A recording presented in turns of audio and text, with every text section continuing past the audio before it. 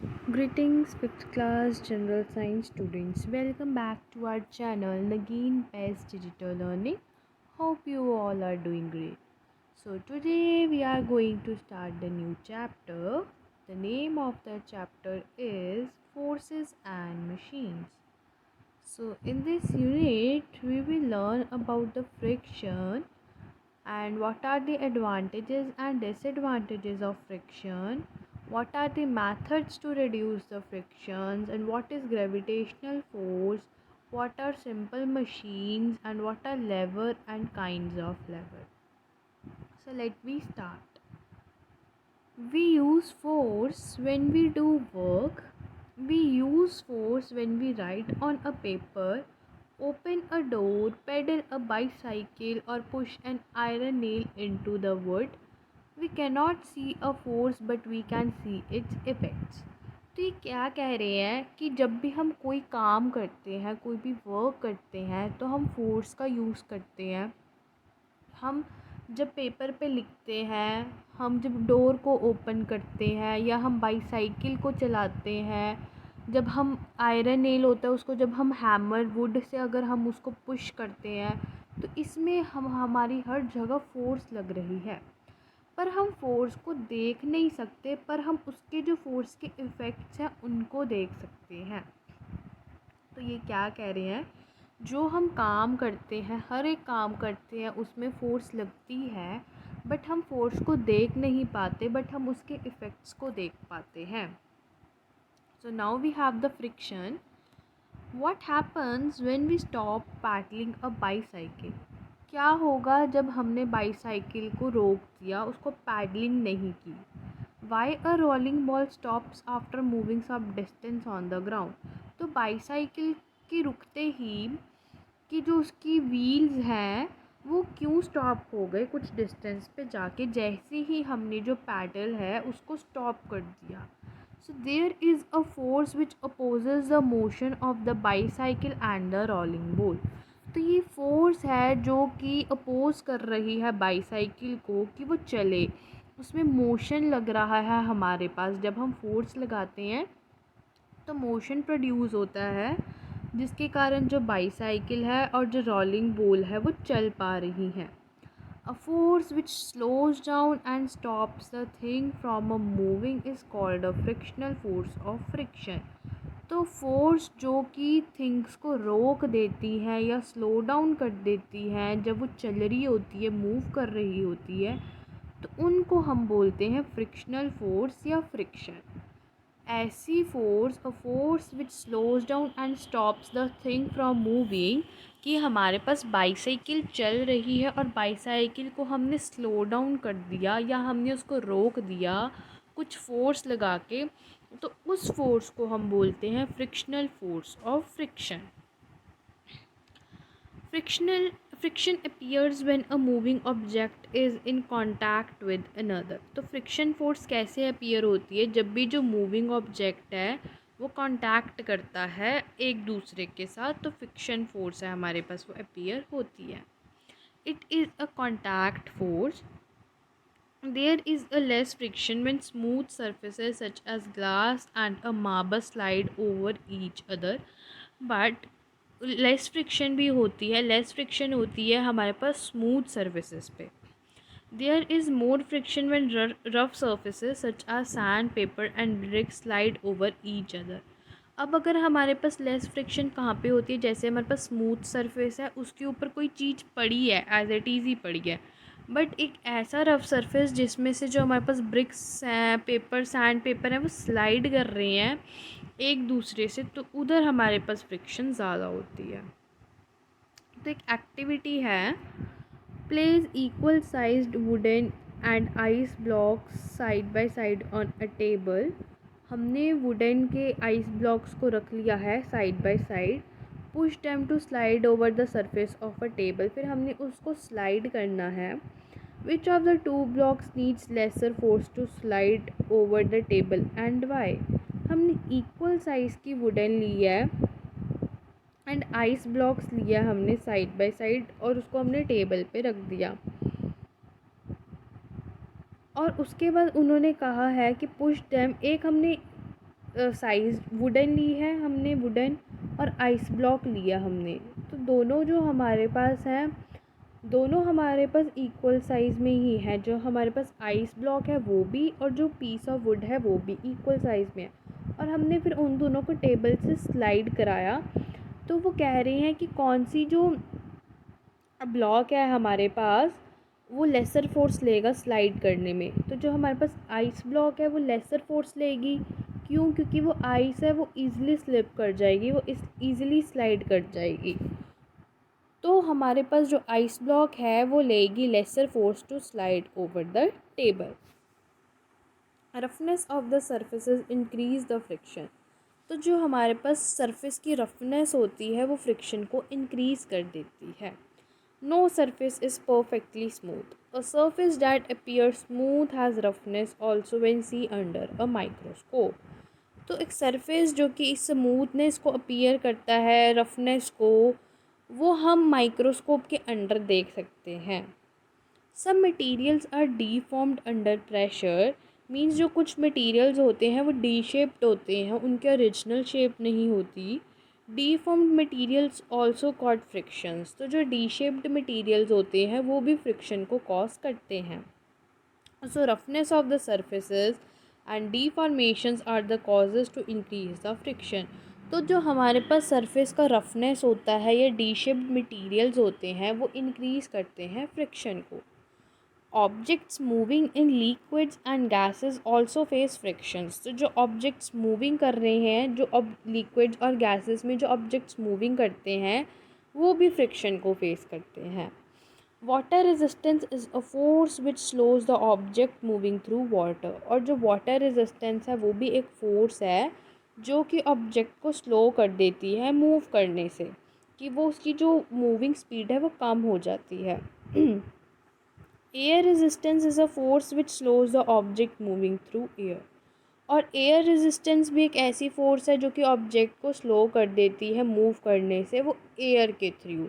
जो water resistance है वो वाटर के थ्रू ऑब्जेक्ट को स्लो कर देती है मूव करने से, बट जो एयर रेजिस्टेंस है वो एयर के थ्रू ऑब्जेक्ट को मूव करने से स्लो कर देती है। तो बेसिकली फ्रिक्शन क्या है हमारे पास? फ्रिक्शन वो है कि कोई भी जो चलती चीज़ है, मूविंग ऑब्जेक्ट है, उसका स्लो डाउन हो जाना या उसका स्टॉप हो जाना, that is known as the friction. फिर हमने पढ़ा कि जो स्मूथ सरफेसेस होते हैं उस पे हमारे पास फ्रिक्शन कम होती है। जो हमारे पास रफ़ सरफेसेस होते हैं उस पे जो फ्रिक्शन है वो हमारे पास ज़्यादा होती है स्मूथ सरफेसेस पे, कि ईज़िली स्लाइड नहीं हो सकती चीज़ें। बट जो रफ़ सरफेसेस होती हैं वो ईज़िली स्लाइड कर लेती हैं, तो जिसके कारण फ्रिक्शन ज़्यादा होता है। जैसे हमने एक्टिविटी में पढ़ा था कि टेबल पे हमने वुडन रख दिया और आइस ब्लॉक रख दी, बट जो आइस ब्लॉक है उसका सरफेस क्या है? उसका सरफेस रफ़ है, जिसके कारण वो ईज़िली स्लाइड कर गई। बट जो वुडन है, वुडन का जो सरफेस है वो स्मूथ है, इस करके वो ईज़िली स्लाइड नहीं हो पाई। तो इस करके जो हमारे पास आइस ग्लास है उसके अंदर फ्रिक्शन ज़्यादा है एज़ कम्पेयर टू वुड, क्योंकि उसका स्मूथ सरफेस है वुड का। फिर जो रफनेस ऑफ द सरफेस हमने पढ़ा था वो फ्रिक्शन को इंक्रीज़ करता है।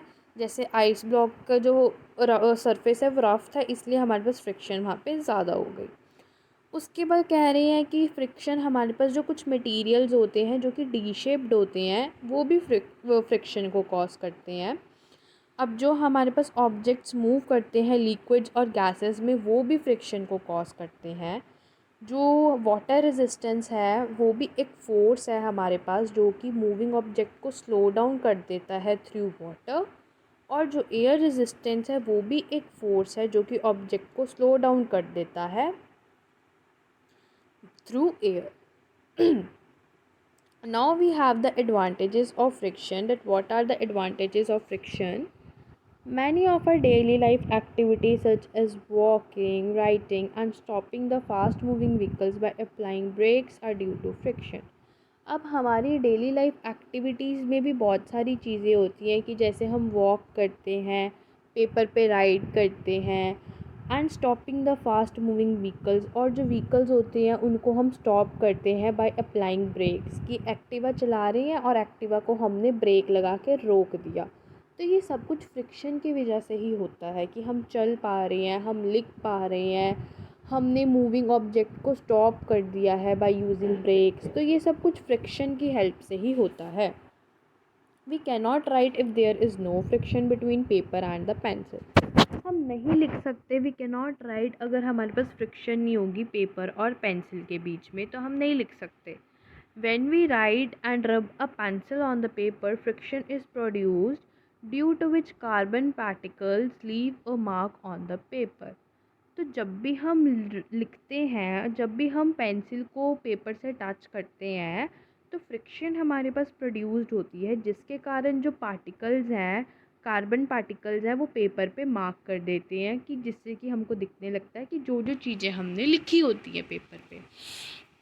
A friction between our shoes and the earth enable us to walk on the run on the ground. तो फ्रिक्शन अगर हमारे पास नहीं होगी तो हम चल नहीं पाएंगे ग्राउंड में। When the grooves on the sole of our shoe slide on rough surface of the floor, friction is produced. तो जब भी हमारे जो शूज़ के सोल होते हैं वो स्लाइड करते हैं रफ़ सरफेस पे, तो हमारे पास जो फ्रिक्शन है वो प्रोड्यूस्ड होती है। It gives our shoes the grip we need to walk. फिर उसी रफ सरफेस पे जब स्लाइड करते हैं तो हमारे को जो शू है वो ग्रिप देता है कि हम स्लाइड ना करने के बजाय हम ईज़िली वॉक कर सकें। Similarly friction between the tyres of the vehicles and the ground enables them to stop when brakes are applied. तो फ्रिक्शन होती है हमारे पास व्हीकल्स की, जो टायर है और जो ग्राउंड है जिस पे हम व्हीकल को चला रहे हैं, उनके बीच में फ्रिक्शन होती है कि जब भी हमारे को ब्रेक लगानी होती है तो जो हमारी व्हीकल है वो स्टॉप हो जाती है। इट मीन्स कि जो हमारे पास फ्लोर है, ग्राउंड है और जो टायर है उसके बीच में फ्रिक्शन है, जिसके कारण जो हमारा व्हीकल है वो स्टॉप हो गया। Now birds cannot fly if there is no air resistance. अब जो बर्ड है वो भी नहीं उड़ पाएंगी अगर हमारे पास एयर रेजिस्टेंस नहीं होगा। The reaction of pushed air enables to birds to fly. फिर वही है जो एयर है वो एयर है फिर वो बर्ड्स को उड़ने नहीं देगी अगर हमारे पास एयर रेजिस्टेंस नहीं होगा। तो ये थी हमारे पास कुछ एडवांटेजेस, कि हमारी फर्स्ट एडवांटेज क्या थी कि सबसे पहले तो हमने ये देखा कि हमारी जो डेली लाइफ एक्टिविटीज़ होती हैं, जैसे कि हम वॉक करते हैं, राइड करते हैं, जो फास्ट मूविंग व्हीकल्स होते हैं उनको हम ब्रेक लगा के रोकते हैं, तो ये सब कुछ फ्रिक्शन के करके होता है। तो फर्स्ट एडवांटेज हमने पढ़ी थी कि जो हमारे पास, अगर हम लिख नहीं पाते अगर हमारे पास फ्रिक्शन ना होती पेपर और पेंसिल के बीच में, तो पेपर और पेंसिल के बिटवीन फ्रिक्शन होती है, इसी करके हम लिख पाते हैं। कैसे कि जैसे ही जो हमारे पास पेंसिल है वो टच होती है पेपर से, तो फ्रिक्शन हमारे पास वो प्रोड्यूस्ड हो जाता है, जिसके कारण जो कार्बन पार्टिकल्स हैं वो पेपर पे मार्क हो जाते हैं। सेकेंड एडवांटेज पड़ा था कि हमारे पास शू और जो हम ग्राउंड है उसके बीच में फ्रिक्शन होता है, जिसके कारण हम रन कर पाते हैं या वॉक कर पाते हैं। थर्ड हमने पढ़ा था कि जो हमारे पास शूज़ होते हैं, उनके शूज़ होते हैं और रफ सरफेस होता है उसके बीच फ्रिक्शन होते हैं कि वो स्लाइड कर लेते हैं, बट जो शू है वो ग्रिप बना के चलता है कि हम स्लाइड ना करने के बजाय ईज़िली वॉक कर सकें। फोर्थ हमने पढ़ा था कि जो टायर्स होते हैं व्हीकल्स के और जो ग्राउंड होता है उसके बीच में फ्रिक्शन होता है, कि जैसे ही हम अगर ब्रेक लगाते हैं तो जो हमारा मूविंग व्हीकल है, मूविंग ऑब्जेक्ट है, वो ईज़िली हमारे पास स्टॉप हो जाता है due to friction. Fifth advantage हमने पढ़ी थी कि जो अगर एयर रेजिस्टेंस नहीं होगा, हमारे पास एयर फोर्स नहीं होगी, तो जो बर्ड्स हैं वो हवा में नहीं उड़ पाएंगी। Birds can not fly if there is no air resistance. तो एयर ही, फिर अगर एयर रेजिस्टेंस होगी तो birds can fly. So these are the some advantages of the friction. Now we have the disadvantage of friction. Despite friction is very important to us, it has many disadvantages too. इसकी friction वैसे तो बहुत ज़रूरी है, but उसके कुछ disadvantages भी हैं। Friction offers resistance to a moving object high speed and reduces the speed of moving object. Friction क्या करता है कि जो मूविंग ऑब्जेक्ट होता है हाई स्पीड पे, उसकी स्पीड को रिड्यूस कर देता है। We know that worn out tires of the vehicles are replaced after some period. हमें पता है कि जो व्हीकल्स के टायर्स होते हैं वो ख़राब हो जाते हैं, फिर उसको कुछ टाइम बाद हमारे को रिप्लेस कराना पड़ता है। What is the cause of wear and tear of tyres? The answer is friction.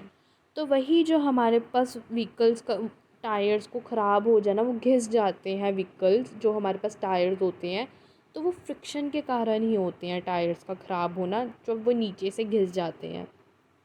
Similarly, if do not grease the chain of a bicycle, the chain and the pulley will wear out soon due to friction. फिर जो हमारे पास bicycle की chain होती है, तो जब उसको हम खींच नहीं पाते, जब वो बाईसाइकिल की चेन चल नहीं पाती, या पुली होती है उसकी चेन जब हम ऊपर की तरफ नहीं कर पाते अपनी तरफ, तो वो भी फ्रिक्शन के वजह से ही होती है। The moving parts of engines and machines which rub against each other become very hot. और जो हमारे पास पार्ट्स होते हैं इंजन्स के, मूविंग पार्ट्स या मशीन्स के, तो वो हमारे पास बहुत गर्म हो जाते हैं जब वो रब होते हैं एक दूसरे के अगेंस्ट। तो जब वो रब होते हैं, मूविंग ऑब्जेक्ट्स के जो पार्ट्स होते हैं, जब वो रब होते हैं तो वो जो पार्ट्स होते हैं वो हॉट हो जाते हैं। This increases the wastage of energy. तो ये क्या होता है, इस पर क्या इम्पैक्ट पड़ता है कि एनर्जी की वेस्टेज होनी स्टार्ट हो जाती है। The sole of our shoe is worn out due to friction with the ground. तो जो हमारे पास शू है नीचे का, वो भी हमारे पास घिस जाता है, ख़राब हो जाता है, वो भी फ्रिक्शन के वजह से ही होता है जब हम ग्राउंड में चल रहे होते हैं। So what are the disadvantages of friction?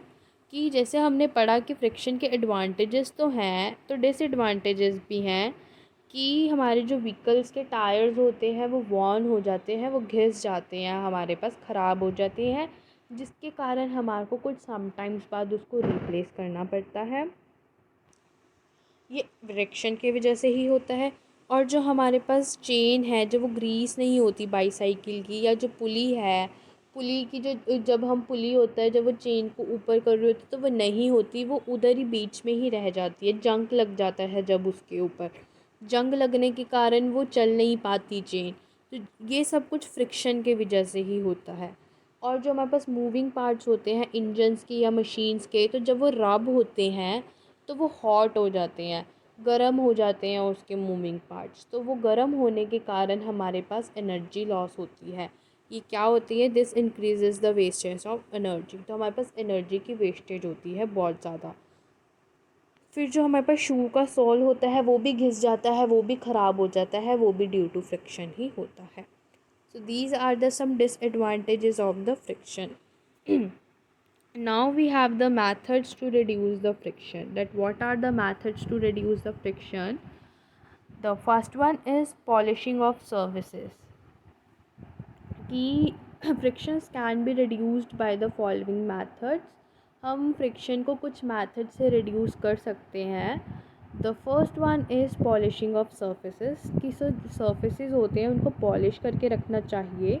Polishing of surfaces of the objects reduces the friction. जैसे हमारे को फिगर 5.6 में दिख पा रहा है कि एक जो पीपल है वो सरफेस को, जो फ्लोर को पॉलिश कर रहा है with the help of machine. तो अगर हम सरफेस को पॉलिश रखेंगे, polishing of the surface of the object reduces the friction, तो वो फ्रिक्शन को रिड्यूस करेगा। Now second is using lubricants. Use of lubricants, oil और grease between the moving parts of machines can reduce the friction. तो ये use कर रहे हैं हम ऑयल को या ग्रीस को, जंग लग जाता है, तो जब हम ऑयल का यूज़ करते हैं फिर हमारे पास जो मशीन्स के पार्ट्स हैं वो मूव करते हैं, तो जिसके कारण हमारे पास फ्रिक्शन रिड्यूस होता है। जैसे हमने डिसएडवांटेज पढ़ा था कि जो बाईसाइकिल की चेन होती है या पुली की चेन होती है उसमें जंग लग जाता है, जिसके कारण वो चेन है वो वर्क नहीं कर पाती, वो फ्रिक्शन की वजह से ही ग्रीस लगती है। ऐसे ही ल्यूब्रिकेंट्स का अगर हम ऑयल्स का यूज़ करेंगे, जो मशीन्स के मूविंग पार्ट्स होते हैं, फिर वो वर्क करना कम कर देते हैं, फिर हम ऑयल करते हैं, ऑयल लगाते हैं, तो जिसके कारण जो हमारे पास फ्रिक्शन है वो रिड्यूस होती है। No third one is using rollers और व्हील्स। हमें रोलर्स और व्हील्स का यूज़ करना चाहिए। Friction is rolling an object over another is much less as compare to sliding. कि हमारे को जो rolling, friction in rolling an object, जो हम अगर ऑब्जेक्ट को रोलिंग करते हैं तो over another is much less, कि मतलब हम जो चीज़ों को स्लाइड करते हैं, स्लाइड करने से बेटर है कि हम चीज़ों को रोल कर लें। तो उसके अंदर ऑब्जेक्ट को रोल करने में हमारे पास जो फ्रिक्शन है वो कम यूज़ होता है एज़ कम्पेयर टू कि अगर हम स्लाइड कर रहे हैं ऑब्जेक्ट को। rollers or wheelers are used to pull a cart or a TV trolley on the floor. तो इस देयरफॉर हमें व्हील्स का यूज़ करना चाहिए, रोलर्स का यूज़ करना चाहिए जब भी हम कार्ट को पुल करते हैं, ये टीवी ट्रॉली को पुल करते हैं फ्लोर से, तो उसके अंदर व्हील्स लगे होने चाहिए या रोलर्स लगे होने चाहिए, जिसके कारण जो फ्रिक्शन है रिड्यूस होता है एज़ कम्पेयर टू स्लाइडिंग के अंदर ज़्यादा फ्रिक्शन लगता है।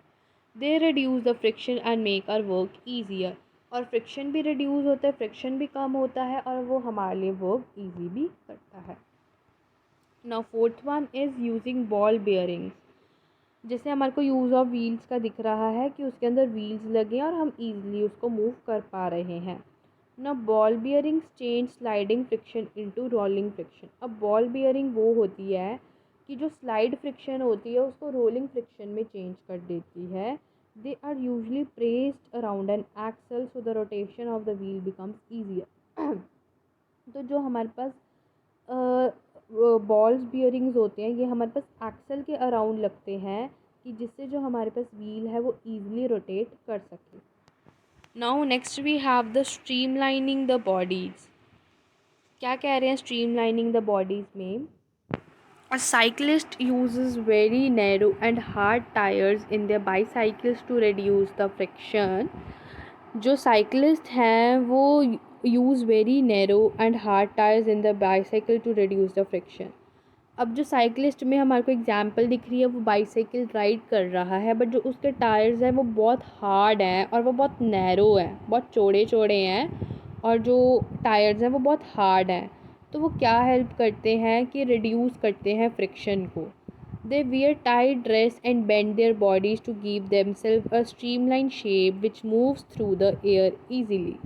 तो वो टाइट ड्रेस को पा लेते हैं और अपनी बॉडी को पूरा बेंड कर लेते हैं, जिसके कारण वो एक पूरी स्ट्रीमलाइन शेप आ जाती है जो विच moves through the air easily. फिर वो मूव कैसे करते हैं? वो एयर के थ्रू मूव करते हैं और वो उनको ईजी लगता है मूव करना। This shape faces minimum air friction when moving. तो यही जो शेप होती है स्ट्रीमलाइन शेप, वो मिनिमम एयर फ्रिक्शन को, हमारे पास जो फ्रिक्शन है वो मिनिमम यूज़ होती है जब हम मूव करते हैं। For example sports cars are always streamline so that they can move fast. और जो स्पोर्ट्स कार होती है वो भी स्ट्रीमलाइंड होती है जिसके कारण वो हमारे पास फास्ट मूव होती है। Similarly the swimmers also acquire streamline shape to reduce the water friction. तो वाटर फ्रिक्शन को रिड्यूस करने के लिए जो स्विमर्स हैं वो स्ट्रीमलाइन शेप बना देते हैं, जिसके कारण जो वाटर फ्रिक्शन है वो भी रिड्यूस हो जाता है। Aeroplane ships and boats have streamline shape. जो एयरप्लेन्स हैं, शिप्स हैं, बोट्स हैं, उनकी भी स्ट्रीमलाइन शेप्स हैं जिसके कारण लेस फ्रिक्शन हमारे पास यूज़ होती है किसी भी ऑब्जेक्ट को मूव करने के लिए। So these are the some points to reduce the friction. कि हमने पढ़ा फर्स्ट पॉइंट था हमारे पास पॉलिशिंग ऑफ सर्फेसेस, कि हमारे सरफेस को पॉलिश करके रखना चाहिए कि जिसके कारण जो हमारे पास फ्रिक्शन है वो रिड्यूस होगा। ल्यूब्रिकेंट्स का यूज़ करना चाहिए, ऑयल का यूज़ करना चाहिए मशीन्स के बिटवीन, कि हमारे पास जो ऑब्जेक्ट्स हैं वो मूव करते रहें और फ्रिक्शन भी रिड्यूस हो।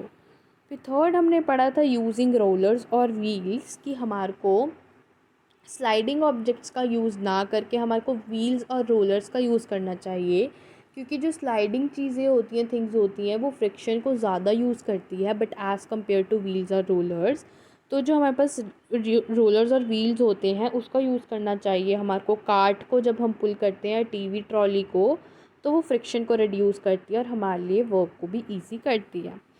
नाउ नेक्स्ट हमने पढ़ा था यूजिंग बॉल बियरिंग्स, कि यूजिंग बॉल बियरिंग्स वो होते हैं जो कि स्लाइडिंग फ्रिक्शन को चेंज करती है रोलिंग फ्रिक्शन में, और ये फिर रोटेट करती है व्हील्स को, जो कि हमारे लिए इजी हो जाता है। फिर हमने पढ़ा था स्ट्रीमलाइनिंग द बॉडीज़ की, कि जैसे कि जो साइकिलिस्ट्स होते हैं वो यूज़ करते हैं हार्ड टायर्स को अपनी बाईसाइकिल्स में, जो कि रोड के साथ फ्रिक्शन को रिड्यूस करती है, और वो टाइट ड्रेस पा लेते हैं और अपनी बॉडी को पूरा बेंड कर देते हैं और उनकी स्ट्रीमलाइन शेप बन जाती है। तो स्ट्रीमलाइन शेप बनने के कारण जो फ्रिक्शन है वो कम रिड्यूस हो जाती है और वो एयर के थ्रू मूव करते हैं ईज़िली। ऐसे ही हमारे पास जो स्विमर्स होते हैं, स्विमर स्ट्रीमलाइन शेप में स्विमिंग करते हैं जिसके कारण जो वाटर फ्रिक्शन है वो रिड्यूस होता है, और ऐसे ही जो एयरप्लेन्स हैं वो भी, उनकी भी स्ट्रीमलाइन शेप होती है, जिसके कारण फ्रिक्शन लेस होता है और वो ईज़ी मूव कर पाते हैं, और हमारे पास एयर फ्रिक्शन, वाटर फ्रिक्शन भी रिड्यूस होता है due to streamline shape. So these are the some points to reduce the friction. Basically हमने आज इस चैप्टर में पढ़ा कि फ्रिक्शन क्या होता है या फोर्स क्या होती है हमारे पास, और एडवांटेजेस और डिसएडवांटेजेस क्या होते हैं। तो हमें ये पता है किसी भी चीज़ को वर्क करने के लिए हमारे को फोर्स की ज़रूरत पड़ती है। तो हमारे पास फ्रिक्शन वो होता है कि किसी भी मूविंग ऑब्जेक्ट को स्लो डाउन करना या किसी भी मूविंग ऑब्जेक्ट को स्टॉप करना, उसको हम फ्रिक्शनल फोर्स बोलते हैं। और हमारे पास क्या होता है कि जो स्मूथ सरफेसेस होते हैं, हार्ड सरफेसेस होते हैं, उस पे हमारे पास फ्रिक्शन कम होती है। क्यों कम होती है? क्योंकि ऑब्जेक्ट स्मूथ सरफेस पे स्लाइड नहीं कर पाता। बट जो हमारे पास रफ़ सरफेसेस होते हैं उस पे हमारे पास जो ऑब्जेक्ट्स हैं वो ईज़िली स्लाइड कर पाते हैं। तो जो स्लाइडिंग फ्रिक्शन होती है उसमें हमारे पास मोर फ्रिक्शन होती है, स्लाइडिंग सरफेसेस पे मोर फ्रिक्शन होती है, तो रफ़ सरफेसेस पे भी हमारे पास मोर फ्रिक्शन होती है। तो ऐसे ही हमने एक एक्टिविटी ली थी, हमने एक आइस ब्लॉक लिया था और एक हमने वुडन ली थी, उसको टेबल से हमने स्लाइड करवाना था। तो जो हमारे पास आइस ब्लॉक है हमारे पास, वो ईज़िली मूव कर पाया, ईज़िली स्लाइड कर पाया, क्योंकि उसका सरफेस था वो रफ़ था। बट जो वुड का सरफेस था वो हमारे पास वो स्मूथ था। तो जो रफनेस ऑफ द सरफेस होती है वो फ्रिक्शन को इंक्रीज़ करती है। और जो हमारे पास मटेरियल्स जो कि डी शेप्ड होते हैं, प्रॉपर शेप में नहीं होते, वो भी हमारे पास फ्रिक्शन को इंक्रीज़ करती है। और जो ऑब्जेक्ट्स हमारे पास लिक्विड्स में प्रेजेंट होते हैं, गैशियस में प्रेजेंट होते हैं, वो ऑब्जेक्ट्स भी फ्रिक्शन को फेस करते हैं। जैसे कि जो वाटर रेजिस्टेंस है वो भी एक फ़ोर्स है हमारे पास, जो कि ऑब्जेक्ट को स्लो डाउन कर लेती है और ऑब्जेक्ट्स को मूव करने में स्लो डाउन करती है थ्रू वाटर के थ्रू ऑब्जेक्ट्स को स्लो कर देती है। और जो एयर रेजिस्टेंस है वो भी एक फ़ोर्स है जो कि एयर के थ्रू मूविंग ऑब्जेक्ट्स को स्लो डाउन कर देती है। No next we have the advantages of friction. हमने पढ़ा कि एडवांटेजेस क्या हैं, कि जो भी हम चल पाते हैं या हम चीज़ों को राइड कर पाते हैं या किसी भी ऑब्जेक्ट को स्टॉप डाउन कर पाते हैं बाय यूजिंग ब्रेक्स, ये सब कुछ फ्रिक्शन के वजह से होता है। कि हम जो लिख पाते हैं पेपर, पेंसिल से पेपर पे, वो फ्रिक्शन की वजह से लिख पाते हैं। तो जब भी वो कांटेक्ट में आते हैं एक दूसरे के, तो जो कार्बन पार्टिकल्स हैं उसके मार्क लग जाते हैं पेपर में। तो जो हमारे पास शूज़ हैं उनका भी फ्रिक्शन हो, उनके बीच भी फ्रिक्शन होती है ग्राउंड और शूज़ के बीच में, कि जिससे हम वॉक कर पाते हैं। और जो टायर्स होती हैं व्हीकल्स के, उनके बीच भी फ्रिक्शन होता है, कि जिससे हम जो ब्रेक लगा के व्हीकल को रोक पाते हैं।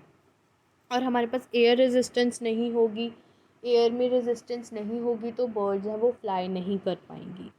फिर हमने कुछ डिसएडवांटेजेस पढ़ी, कि ये पढ़ी डिसएडवांटेजेस कि जो टायर्स होते हैं व्हीकल्स के वो ख़राब हो जाते हैं, घिस जाते हैं, तो हमें समटाइम्स कुछ बाद उसको हमको चेंज कराना पड़ता है। तो ये भी फ्रिक्शन के वजह से ही टायर्स ख़राब होते हैं।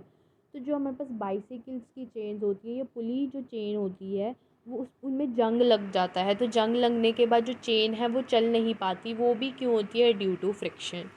तो जो moving parts of the engines हैं या मशीन्स हैं हमारे पास, वो भी बहुत गर्म हो जाते हैं, तो जिसके कारण हमारे पास वेस्टेज ऑफ एनर्जी होती है, ये भी हमारे पास फ्रिक्शन की वजह से ही होता है। और जो हमारे पास शूज़ के जो नीचे के सोल होते हैं वो भी घिस जाते हैं, वो भी फ्रिक्शन की वजह से ही होते हैं।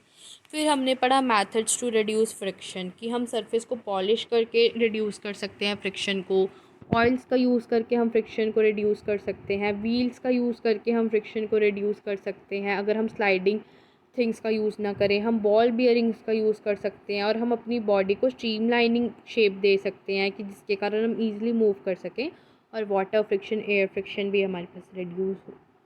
तो बेसिकली हमने इस चैप्टर में आज फ्रिक्शन के बारे में सीखा कि फ्रिक्शन होता क्या है और एडवांटेजेस और डिसएडवांटेजेस क्या है फ्रिक्शन की, और हमने देखा कि हम फ्रिक्शन को कैसे रिड्यूस कर पाते हैं। तो आज के लिए इतना ही। That's for the today's class. If you like our video, so please like, share and subscribe our channel. Thank you and have a nice day.